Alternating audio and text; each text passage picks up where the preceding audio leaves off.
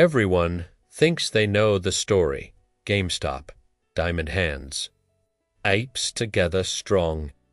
A ragtag army of Redditors from a forum called Wall Street Bets who took on the titans of finance and, for a glorious moment, actually won.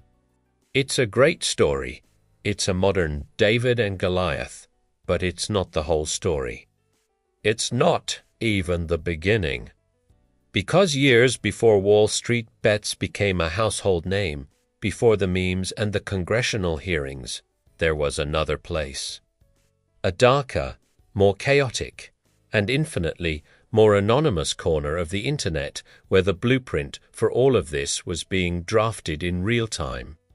A place that makes modern Wall Street Bets look like a regulated daycare center.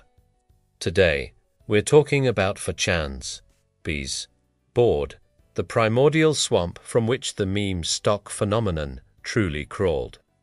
To understand, B's, you first have to understand 4chan. For years, it has been the internet's ID. A place with no registration, no memory, and almost no rules. It's a chaotic whirlwind of memes, horror, and depravity. But also of raw, unfiltered creativity. And within this digital cesspool, there was a section dedicated to business and finance, or B's. In the early days, B's was a nightmare. It was a minefield of Nigerian print-style scams. Blatant pump and dump, schemes for worthless cryptocurrencies. And advice so terrible it felt like performance art. Every thread was filled with anonymous users, or anons, spewing nihilism and insults. The baseline assumption was that everyone was lying, every project was a scam, and the entire global financial system was a joke. Their mascot was a pink, deformed Wojak meme, crying as the market crashed around him. This wasn't a place for serious investors. It was a place for digital pirates to gamble and laugh at the absurdity of it all. However, something interesting was happening under the surface. In the midst of all that chaos, a strange kind of collective intelligence was forming. Anons would obsessively deep dive into obscure financial documents, sniffing out weaknesses and opportunities that professionals missed. And sometimes, just sometimes, this chaotic swarm could move in unison. They would dogpile onto a tiny penny stock or a brand new shitcoin. And for a brief, glorieux moment, they quit life. The goal wasn't even necessarily to get rich. The real prize was the chaos itself. The proof that a leaderless, anonymous mob could actually poke the system and leave a mark. Then came the perfect storm. The perfect encapsulation of everything B's stood for. It was a company called CYNK Technology. In mid-2014, Sync was, for all intents and purposes, a ghost. It claimed to be developing a social network. But it had no revenue, no assets, and a single employee operating out of a house in Belize. Its stock was trading for just 6 cents. It was utterly, completely worthless. And then it started to move. First, it jumped to $2. Then 5, then 10, the anons on. B's were going absolutely feral. They weren't necessarily the ones who started the pump. It was likely a professional, coordinated scheme. But they became its engine and its biggest cheerleaders. They created memes, they posted their ridiculous gains, and they dared each other to stay in. The absurdity was the point. Everyone knew it was a house of cards. Everyone knew it was going to zero. At its peak, Sync Technology hit $21 a share, giving a company with literally nothing a market capitalization of over $6 billion. It was more valuable than the New York Times. It was pure, distilled insanity, broadcast live on the Bees board. And then, just as quickly, it collapsed. The stock was halted, and when it reopened, it was worthless again. Fortunes were made and lost in a flash. For Bees, this wasn't a failure. It was the ultimate success story. It was a middle finger to the entire concept of value. Meanwhile, someone was watching all this chaos and saw an opportunity for something a little different. In 2012, a user named Jaime Ragazinski created a new community on Reddit. He called it Wall Street Bets. The idea was to create a space similar to Bees, a place for high-risk, high-reward trading, but with a few key differences. First, it was on Reddit. Users had usernames. They had post histories. There was a thin layer of identity. And with it, a sense of community. There were moderators and some basic rules. It was still the Wild West, but at least the town had a sheriff. Consequently, the culture that developed was fundamentally different. While Bees was defined by its bitter, chaotic anonymity, Wall Street's frank, dégénérate bravado. The focus shifted from obscure penny stocks to something far more volatile, stock options.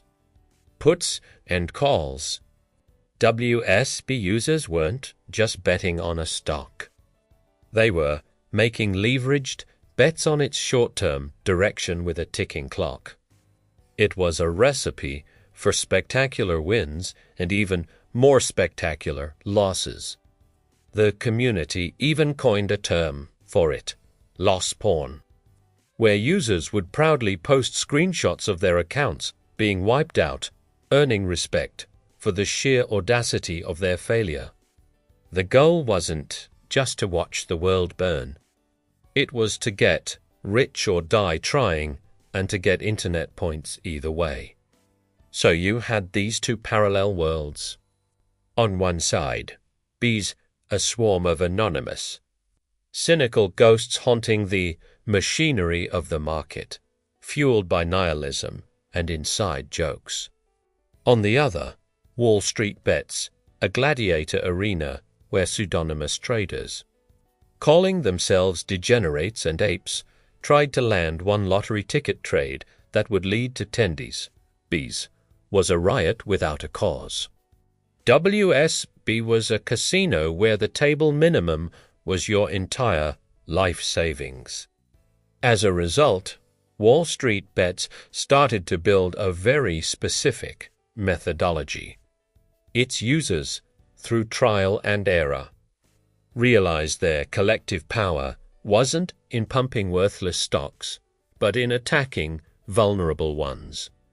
They developed an obsession with finding heavily shorted companies that big hedge funds were betting against. The logic was simple. If a stock is heavily shorted, a sudden, coordinated buying spree can force the shorters to buy back their shares at a loss, creating a feedback loop that sends the stock price into the stratosphere, a short squeeze. This strategy didn't just appear overnight. There were trial runs. There were bets against the notorious Martin Shkreli. There were crusades against companies like Lumber, liquidators. But the big one, the one that would change everything, was quietly simmering in the background. A brick-and-mortar video game retailer that everyone on Wall Street had left for dead, GameStop. What happened next is the part of the story everyone knows. A user named Deep Fucking Value posted his analysis, arguing the company was undervalued. The idea caught on. The YOLO options plays started piling up. The stock started to tick upward. The hedge funds who had shorted it, like Melvin Capital, started to bleed.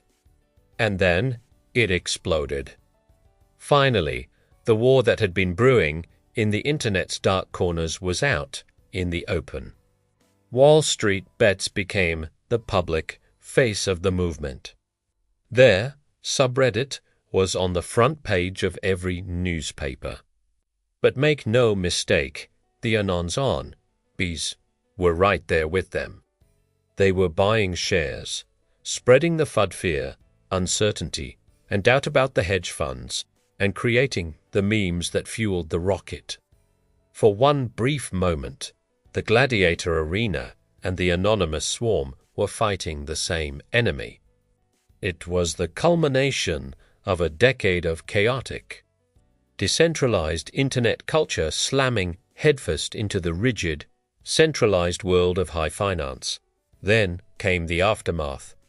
The trading halts from brokers like Robinhood, the accusations of market manipulation on both sides, the congressional hearings where CEOs and Redditors were grilled under oath.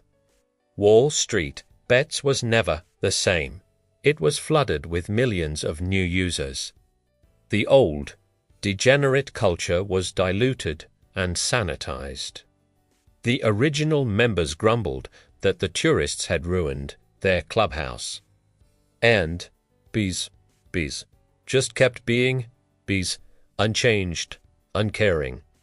As the world obsessed over GameStop, the Anons were already on to the next crypto scam. The next pump and dump, sneering at the Roddick who could change the system. For them, GameStop wasn't a revolution. It was just a bigger, more spectacular version of the CYNK fiasco from years before. A brief, beautiful flash of chaos before everything went back to normal.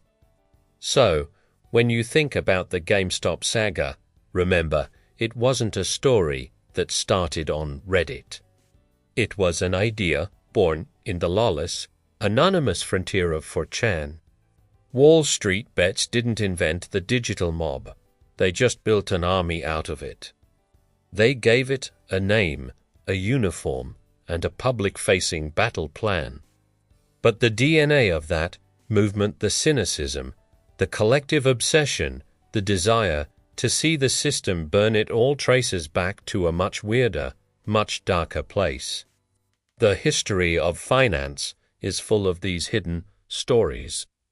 If you want to see more deep dives into the internet's strange underbelly, hit that subscribe button. You won't want to miss what we uncover next.